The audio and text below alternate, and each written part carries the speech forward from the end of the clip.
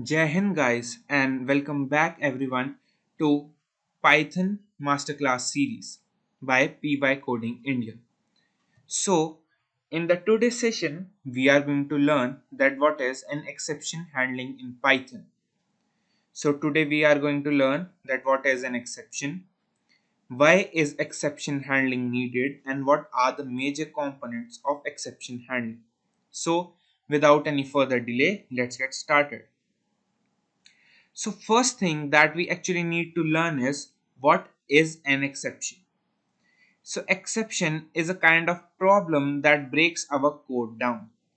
So to help you get a better understanding of it, let us take a very small example. So now just think that you have created a program which takes the salary input from the user, which definitely should be either an integer or float, and then you will display the 50% of it. So to display 50% of it, you are going to divide that element by 2. Now your mischievous friend actually enters the string as salary.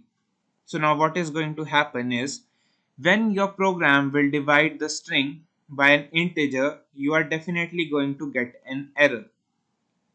So to avoid such kind of problems, we actually use the technique called as exception handling.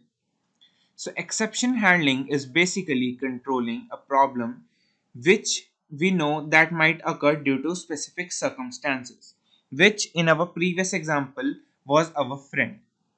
So the components of exception handling are try block, except block, and finally block.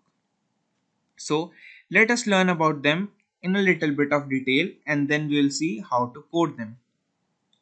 So try block is like the piece of code that we actually know is going to produce some kind of error is placed in the try block.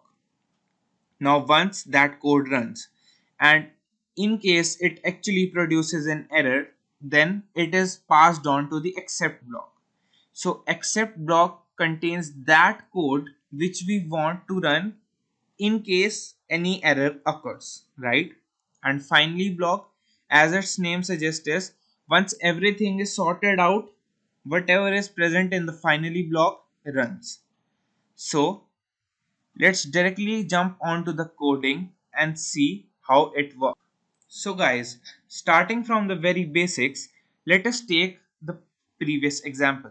So I will create a list called a salary list, and we will enter some salaries like 4,500, 3,000, 5,000, and 5,600,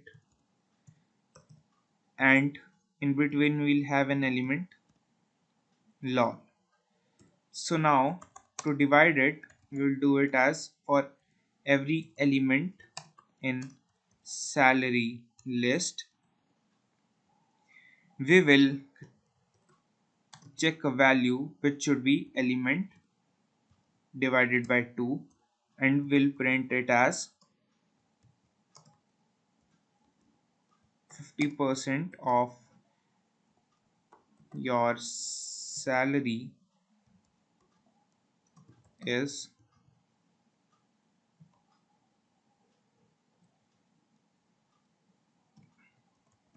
value. So now let us just try to run it and see what happens.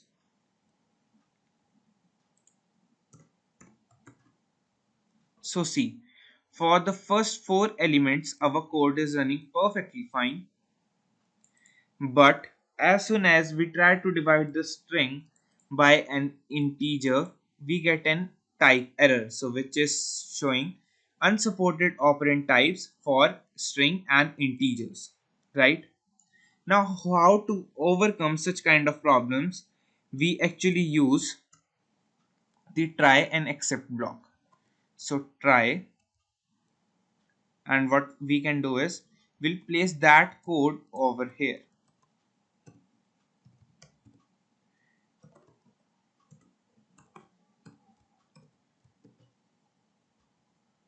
So again, 50% of your salary is,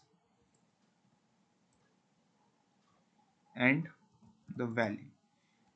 Now, as we know, at the last element, our code is producing some kind of error. So what we will do is we'll accept that error. Accept exception as E,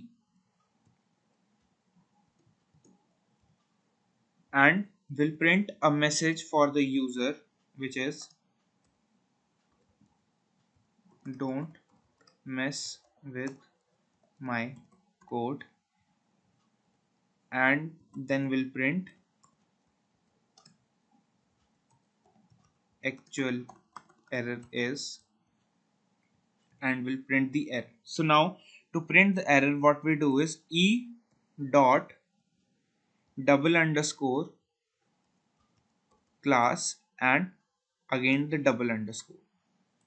Now this piece of code is actually going to tell us what kind of error is popping up.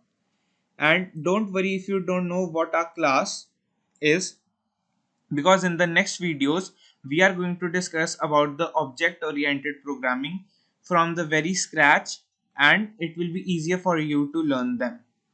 So first of all, now let us try to run this code. So see, it is now running. As for the first 4 times it is running perfectly fine, and then it is showing don't mess with my code, and the actual error is this. Actual error is class type error. So guys, this is how try and except block is working. So let me just break it to you.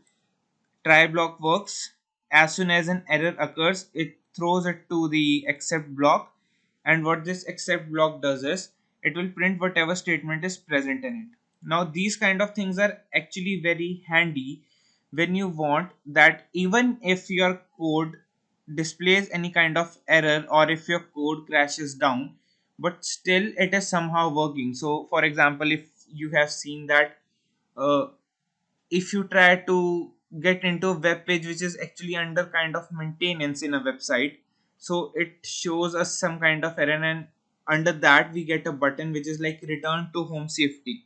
So that also kind of works on a similar concept to help you understand it better. Now we can also use the finally block with this.